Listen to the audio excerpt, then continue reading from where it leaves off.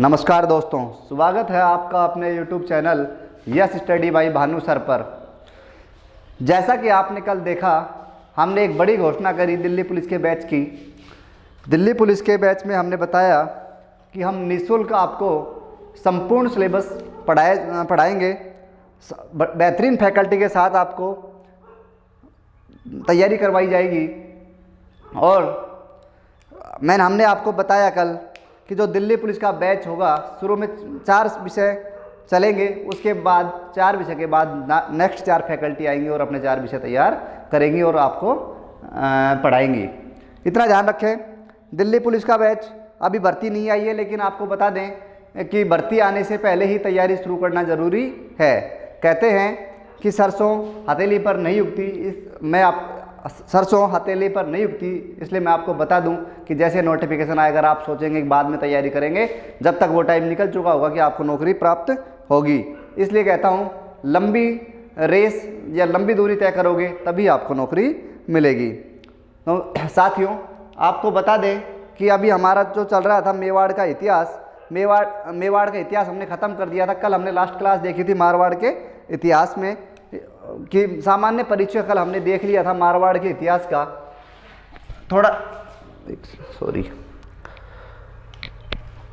सा देख लिया था हमने कल मारवाड़ का इतिहास। आज हम देखेंगे मारवाड़ के इतिहास के राजा, मारवाड़ का इतिहास। देखें इधर, कल का थोड़ा रिवीजन, उसके बाद आज हम शुरू करेंगे कोई नया राजा। कल की बात करें, सबसे पहले बात करेंगे मारवाड़ की। तो मारवाड़ में वर्तमान में कौन कौन से ज़िले आते हैं, तो मैं आपको बता दूं। वर्तमान में जोधपुर, नागौर, पाली, जालौर, बाड़मेर आदि ज़िले मारवाड़ क्षेत्र में आते हैं। कहा जाता है कि पाली, आज वर्तमान में जो पाली है उसमें पहले पाली वाले ब्राह्मण रहते थे, और जो व्यापारी का काम करते थे, तो आए दिन जब वो मार्केट जाते कुछ सामान लेने, तो रास्ते में चोर लुटेरे उनको लूट लेते थे। उनके दिमाग में कहीं एक बात थी कि हमारा कोई राजा हो तो हमें सुरक्षित रख सकता है। एक बार अचानक होता क्या है, थोड़ा सा पहले सुने राठौड़ों के बारे में। जो ये मारवाड़ क्षेत्र में राठौड़ डायनेस्टी थी, राठौड़ वंश का निवास था। राठौड़ लोग यहाँ रहते थे। कहा जाता है कि राठौड़ों की उत्पत्ति कन्नौज के गढ़वाल शासक थे, जो उन्होंने उनके माध्यम से हुई है, या फिर कुछ इतिहासकार कहते हैं कि ये दक्षिण भारत के राष्ट्रकूट हैं, और राष्ट्रकूट के शब्द, राष्ट्रकूट जो शब्द है उसके अपभ्रंश से ही राठौड़ का निर्माण हुआ है, या राष्ट्रकूट को ही राठौड़ बोलने लगे हैं। कहा जाता है कि कन्नौज के एक राजा थे जिनका नाम था सेतराम। उनके 51 पुत्र था राव सिंहा, जिसको कन्नौज सेतराम जंगल में फेंकवा देते हैं, लेकिन वो बड़ा हो जाता है और उसका पालन पोषण एक शेरनी करती है। शेरों के साथ खेलता है। एक दिन पालीवाल जो ब्राह्मण थे वो जा रहे थे कन्नौज, उन्होंने देखा जंगल में कि एक बच्चा शेरों के साथ खेल रहा है। तो वो बात राजा को पता चलती है। राजा को जब पता लगती है तो ये बात ऐसे ऐसे मेरा पुत्र है, जल्लादे सारी बात बता देते हैं। राजा उसको ले जाता है और अपने साथ रखता है। जैसे ही ब्राह्मण वापस आते हैं, ब्राह्मण वापस आए तो आखिर पूछते हैं उस बच्चे का क्या हुआ, पता लगाया क्या, तो पता लगता है कि वो ये साइड में बैठा वो ये बच्चा है। पता लगा, बोला। अब राजा उस बात पे खुश हो जाता है कि तूने, आप लोगों ने मुझे मेरे बेटे से मिलवाया है, तो मैं बताओ आप क्या मांगते हो, आपको क्या चाहिए। तो ब्राह्मण बोलते हैं कि हमें कुछ नहीं, हमें एक राजा की ज़रूरत है। राजा बोलते हैं ठीक है, ले जाओ, 100 बेटे हैं, किसी को जो आपको अच्छा लगे उसको ले जाओ। उसी टाइम पालीवाल ब्राह्मण कहते हैं कि हमें वो राजा आपके 100 बेटों में से नहीं, आपका ये बेटा ही चाहिए जो शेरों के साथ खेल रहा था। सेतराम राव सिंहा को उनके साथ भेजता है। राव सिंहा को साथ भेजकर वहाँ राव सिंहा साथ जाते हैं, और बाड़मेर में जगह होती है खेड़, उसको अपनी राजधानी बना लेते हैं, और सन 1240 में राठौड़ वंश की नींव रख देते हैं। तो कहा जाए कि राठौड़ वंश के संस्थापक कौन है, तो हम बोलेंगे राव सिंहा, जिन्होंने 1240 में राठौड़ वंश की नींव रखी थी। उसके बाद बात करेंगे, शेरों के साथ खेलने वाला राजा थे। राव इनका टाइटल था या राव इनकी उपाधि थी, और शेर के साथ खेलते थे, इस कारण सिंहा कहने लगे। इस कारण इनका नाम पड़ा राव सिंहा। कहा जाता है कि मेहरानगढ़ जो किला है जोधपुर में, उसमें अंग्रेजी एक इतिहासकार थे रुडयार्ड किपलिंग आए हुए थे, और उन्होंने जब राव सिंहा की फ़ोटो देखी वहाँ लगी हुई शेरों के साथ खेलते, तो उन्होंने पूछा कि ये कौन है, तो वहाँ के जो शासक थे वो बताते कि हमारे दादाजी थे, ये शेरों के साथ खेलते थे। उस पर ही उस शेरों के साथ खेलने वाली बातों से प्रभावित होकर ही रुडयार्ड किपलिंग ने एक किताब लिखी जिसका नाम था जंगल बुक, और उस जंगल बुक की किताब के नाम पर उन्हें दिया गया सन 1907 में नोबेल पुरस्कार। साहित्य के क्षेत्र में उनको नोबेल पुरस्कार कह सकते हैं कि प्रथम अंग्रेजी इतिहासकार जिन्होंने या जिनको साहित्य के क्षेत्र में नोबेल पुरस्कार दिया गया। उसमें जो किताब है जंगल बुक, जो किताब है उसमें प्रमुख टाइटल होता है मोगली। कहने का मतलब जो किससे प्रभावित थे, वो राव सिया से प्रभावित थे। राव सिया भी शेरों के साथ खेलते थे, जैसा भी दिखाया गया है वही चीज़ें उसमें दिखाई गई है। राव क्या बोलते हैं, शेरों के साथ खेलते हुए बच्चे को। उसके बाद बात करेंगे राजा राव सिया। राव सिया के बाद एक राजा बनते हैं जिनका नाम होता है राव आस्थान, और आस्थान के बारे में कोई ज़्यादा बड़ी बातें नहीं है, इतना सा है कि ध्यान रखें RAS मेंस प्री में आया हुआ क्वेश्चन है कि रणछोड़ राय मंदिर का निर्माण किस मारवाड़ के शासक ने करवाया था, तो ध्यान रखें राव आस्थान। ये चीज़ें आपको अच्छे अच्छे कोचिंग वाले भी नहीं बताते हैं, जो जानकारी हम आपको देते हैं। उसके बाद का बात करें, राव आस्थान के बाद शासक बनते हैं धूड़ जी। धूड़ जी के बारे में थोड़ी सी मैं चर्चा करूँ आपके साथ। धूड़ जी एक बार अपने मामा निहाल गए हुए थे, और निहाल में उनके किसी मामा ने या किसी मामा के बच्चे ने उनको ताना मार दिया कि तुम्हारी कुलदेवी कौन है, तुम्हारी कुलदेवी का मंदिर कहाँ है। ये बात सुनकर धूड़ जी थोड़ा सा परेशान होते हैं और अपनी मम्मी के पास आते हैं और पूछते हैं कि मम्मी हमारी कुलदेवी कौन है। उनकी माताजी उनको बताती कि जो हमारी कुलदेवी है वो कर्नाटक में स्थित है। इस बात से हमें पता लगता है कि राठौड़ों का जो इतिहास है वो दक्षिण भारत में भी रहा है। अगर दक्षिण भारत में राठौड़ों का इतिहास नहीं होता तो कर्नाटक में जो उनकी कुलदेवी थी उनकी मूर्ति कैसे होती। धूड़ जी कर्नाटक जाते हैं, कर्नाटक जाते हैं और वहाँ से एक मूर्ति लाते हैं जिस मूर्ति का नाम होता है चक्रेश्वरी माता। क्या नाम होता है? चक्रेश्वरी। और चक्रेश्वरी जो माता है उसको लेकर आ जाते हैं। कहा जाता है कि वो माता जब वो लेकर वहाँ से चलते हैं तो माता प्रकट होती है और धूड़ जी को कहती है कि जहाँ तक तुम सामने मुंह देखकर चलोगे, सामने देखकर चलोगे, मुंह तुम्हारा सामने रहा, वहाँ तक मैं तुम्हारे साथ हूँ। जहाँ तुम पीछे मुड़कर देखोगे वहाँ मैं वहीं रुक जाऊँगी। कहा जाता है कि उस टाइम आते हैं वो बाड़मेर के एक नगाना गाँव में आकर वो पीछे मुड़कर देख लेते हैं। पीछे मुड़कर देखने पर उनको वो माता के कहने के अनुसार वो माता वहीं रुक जाती है और नगाना में एक मंदिर बनवाया जाता है। इस कारण से उन माता का नाम पड़ जाता है नागनेची। गांव के नाम पर ही माता का नाम पड़ता है नागनेची। वैसे उन माता का नाम क्या था? चक्रेश्वरी माता। उसके बाद ये थी धूड़ जी की कहानी। उसके बाद शासक बनते हैं मल्लीनाथ जी। मल्लीनाथ जी राठौड़ वंश के शासक थे। उन्होंने क्या किया, अभी तक राजधानी जो चली आ रही थी वो थी खेड़ जो बाड़मेर में, लेकिन मल्लीनाथ जी अपनी राजधानी बदल देते हैं और राजधानी बना देते हैं मेवानगर। मेवानगर भी बाड़मेर में ही स्थित था। कहा जाता है मल्लीनाथ जी एक लोक देवता थे। कहा क्या जाता, हमने तो सुना है कि मल्लीनाथ जी लोक देवता थे। मल्लीनाथ जी के नाम पर ही बाड़मेर का नाम मालानी किया गया। मल्लीनाथ जी एक उगम जी भाटी थे, उनकी शिष्या थी एक रूपा देवी, उससे शादी करते हैं। रूपा देवी से प्रभावित होकर ही वो क्या करते हैं, तिलवाड़ा में समाधि ले लेते हैं। उनकी याद में मल्लीनाथ पशु मेला जो राजस्थान का सबसे प्राचीन पशु मेला है वो भरा जाता है। कहाँ भरा जाता है? तिलवाड़ा बाड़मेर में। ध्यान रखें, यह तिलवाड़ा का भी पशु मेला उसे कहा जाता है। उसके बाद मैंने तुम्हें कल बताया था कि मल्लीनाथ जी के एक बेटा था जिनका नाम था जगमाल, बड़ा नालायक था। लेकिन होता क्या है कि गुजरात का सेनापति मल्लीनाथ जी के क्षेत्र की लड़कियों को उठा ले जाता है और अहमदाबाद किले में बंद कर देता है। जगमाल उनको वहाँ से छुड़ा कर लाते हैं। वो मैंने कल तुम्हें पूरी कहानी बताई थी। वो पीर दरगाह थी, दरगाह से सबको उठा के लाते हैं। जो रानी साथ थी उनकी, गुजरात के शासक की जो रानी साथ थी, साथ में उसको भी उठा के लाते हैं जगमाल। और जगमाल को उनसे प्रेम हो जाता है। और उस रानी का नाम था गिंदोली। गिंदोली को जगमाल से प्रेम हो जाता है और गिंदोली वापस नहीं जाती है। उसी दिन त्यौहार था गणगौर का, इस कारण से जो गणगौर पर गीत गाए जाते हैं वो गिंदोली कहलाते हैं। इतनी बातें कल हमने कर ली थी। उसके बाद मैंने बताया कि रावचुंडा फिर नेक्स्ट शासक जो बनते हैं रावचुंडा। रावचुंडा का शासनकाल होता है 13, कल मैंने बताया रावचुंडा के बारे में। 1394 से लेकर 1423 तक रावचुंडा शासन करते हैं। शासन के दौरान रावचुंडा के एक पुत्र होता है, पुत्र का नाम था, देखो अब सुने थोड़ी सी कहानी मेवाड़ से जोड़ते हैं मारवाड़ को। ये मारवाड़ के शासक चुंडा। ध्यान रखें, इधर मेवाड़ के शासक उस टाइम थे कौन? लाखा। कौन थे? लाखा। चुंडा की एक बेटी थी जिसका नाम था हंसाबाई। एक बेटा था जिसका नाम था रणमल। इधर लाखा के एक बेटा होता है जिसका नाम होता है राणा चुंडा। ध्यान रखें।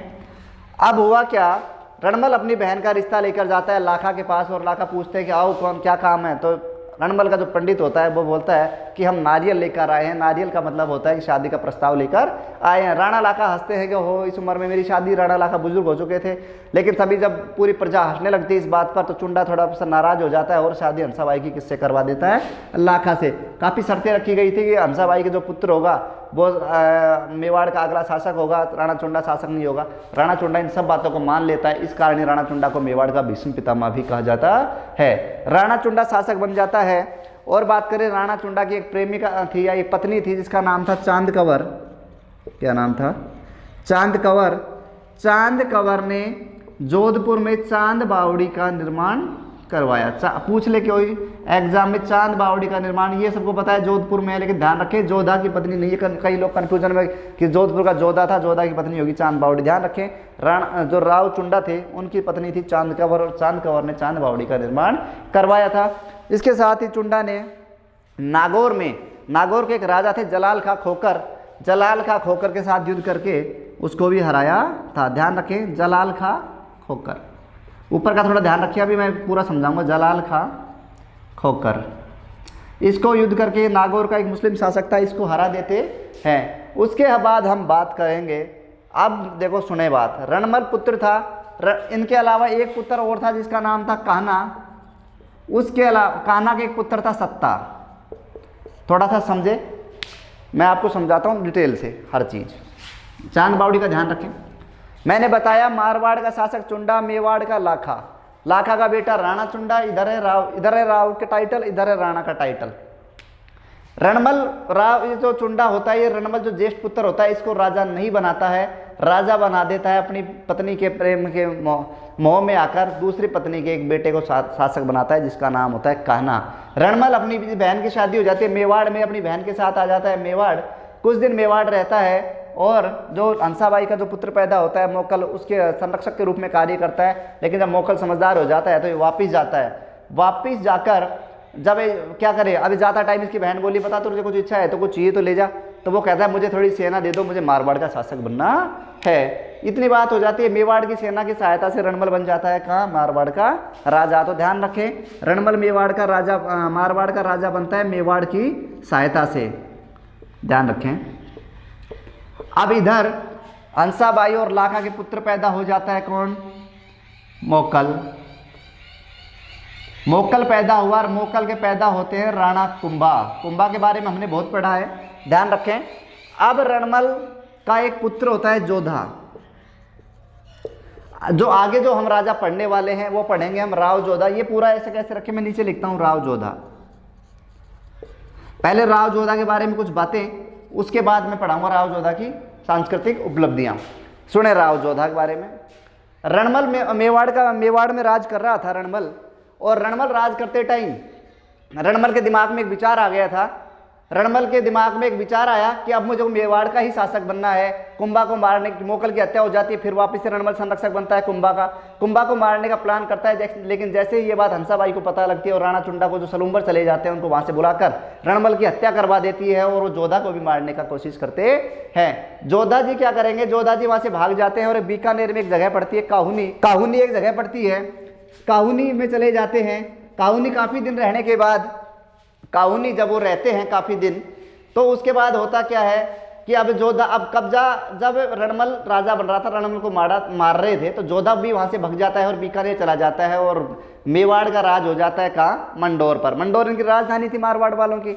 अब हुआ क्या कि जोधा बार बार अटैक करे, अपनी कोशिश करे अपनी राजधानी लेने की, लेकिन मेवाड़ वाले राजधानी छोड़े ही नहीं। हुआ क्या, तो जो जोधा की जो बुआ थी हंसाबाई, रणमल की बहन हंसाबाई, तो ये अपनी बुआ जी को फोन करता है। ये अपनी बुआ जी को बोलता है कि बुआ जी मुझे मेरी राजधानी दिलवा दो। देखो मैंने कोई गलती नहीं करी, गलती भी करी तो पिताजी ने करी और उसकी सजा भी, मैं 15 साल हो गए जंगलों में घूम रहा हूँ, आप मुझे मेरी राजधानी दिलवा दे। हंसाबाई अपने पोते कुंभा से बात करती है कि कुंभा काफ़ी दिन हो गए, गलती जोधा की भी नहीं थी और तू अब उसको उसका मंडोर दे दे। जोधा जी कहते हैं कि ठीक है मंडोर उसको दे देंगे।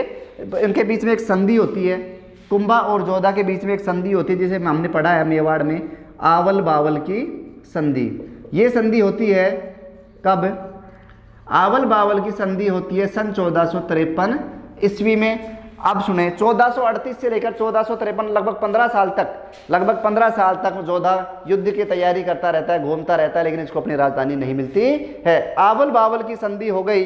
अब आवल बावल की संधि में जोधा की एक बेटी थी जिसका नाम था श्रृंगार देवी। जिसका नाम क्या था? श्रृंगार देवी। श्रृंगार देवी की शादी हो जाती है किससे? कुंभा का एक बेटा होता है, कौन? रायमल। और रायमल से शादी किसकी हो जाती है? श्रृंगार देवी की। अब इतना सुने, आवल बावल की संधि हो गई। आवल का मतलब था हरी भरी खेती, इस क्षेत्र में मेवाड़ रहेगा। बावल का मतलब जहाँ क्या बोलते हैं, सूखा रहेगा, वो बावल क्षेत्र, और वो बावल क्षेत्र मारवाड़ के साइड में। और दोनों की जो सीमा रखी गई थी आवल बावल की, वो पाली सोजत को रखी गई थी कि भाई पाली की एक साइड आवल, एक साइड बावल। पाली में एक जगह पड़ती है सोजत, उसके आधार पर ध्यान रखें। तो इन दोनों की सीमा कहाँ रखी गई थी? पाली। अब सुने जोधा के बारे में। जोधा अपना राजपाट संभालते हैं सन 1453 में। ध्यान रखें, में से राव जोधा का कोई पूछेगा शासनकाल तो 1438 से लेकर 1400 कब तक रहेगा? 89 तक। इतना ध्यान रख लें, 1438 से लेकर 1489 तक। अब बात सुनेंगे, देखो जोधा पर क्या क्या क्वेश्चन आते हैं। पहला सुने, मारवाड़ का संस्थापक राव सिंहा। दूसरा सुने, मारवाड़ का वास्तविक संस्थापक, तो हम आंसर करेंगे राव जोधा। वास्तविक शब्द जहां जुड़ेगा वहां आंसर रहेगा राव जोधा। या पूछ ले मारवाड़ का प्रतापी शासक, तो भी आंसर रहेगा राव जोधा। और या पूछ ले कि मारवाड़ में सामंत प्रथा की शुरुआत किसने करी थी, तो भी आंसर रहेगा राव जोधा। ध्यान रखें, वास्तविक शासक, प्रतापी शासक, सामंत प्रथा की शुरुआत करने वाला, तीनों का आंसर कहीं पूछते हैं तो वो आंसर क्या रहेगा? राव जोधा। ध्यान रखें, इनको डॉक्टर हीराचंद ओझा, जो हमारे इतिहासकार थे डॉक्टर हीराचंद ओझा, उन्होंने इनको प्रतापी शासक कहा है। ध्यान रखिए, इनकी एक रानी थी जसमादे। जसमादे रानी ने एक तालाब का निर्माण करवाया, उस तालाब का नाम था रानीसर तालाब। इनकी एक रानी थी जसमादे। जसमादे ने रानीसर तालाब का निर्माण करवाया। ध्यान रखें, रानीसर तालाब का देखो ध्यान रखें, जो हम अब इससे पहले पढ़े थे राव जोधा से पहले क्या? राव चुंडा की एक प्रेमिका थी, उसके लिए चांद बावड़ी का निर्माण करवाया था। ऐसे ही जोधा की एक पत्नी है जसमादे ने रानीसर तालाब का निर्माण करवाया। इतनी बातें थी। उसके बाद हम बात करेंगे कि जब राव जोधा मारवाड़ का शासक था, उस टाइम दिल्ली में बैठा था बहलोल लोधी, या दिल्ली का राजा था बहलोल लोधी। बहलोल लोधी की सेना से भी ये युद्ध करते हैं और बहलोल लोधी की सेना को भी हरा देते हैं। इतना ध्यान रखें दोस्तों। अगर आपको देखो, हम लगातार जानकारी देते आ रहे हैं दिल्ली पुलिस की। दिल्ली पुलिस का बैच हमारा कंटिन्यू है। उसके बाद हम बात करेंगे दिल्ली पुलिस के बाद हम बात करें, ये दिल्ली पुलिस के अलावा हम आपको राजस्थान का पूरा नॉलेज या पूरी जानकारी हम आपको दे रहे हैं दिल्ली पुलिस के अलावा। इसलिए आप चैनल के साथ बने रहें। चैनल को अगर वीडियो पसंद आते हैं, आपको हमारा कंटेंट अच्छा लगता है, तो चैनल को सब्सक्राइब कर लें और लगातार बने रहें। चैनल सब्सक्राइब करने के बाद लाइक करें, शेयर करें दोस्तों। धन्यवाद।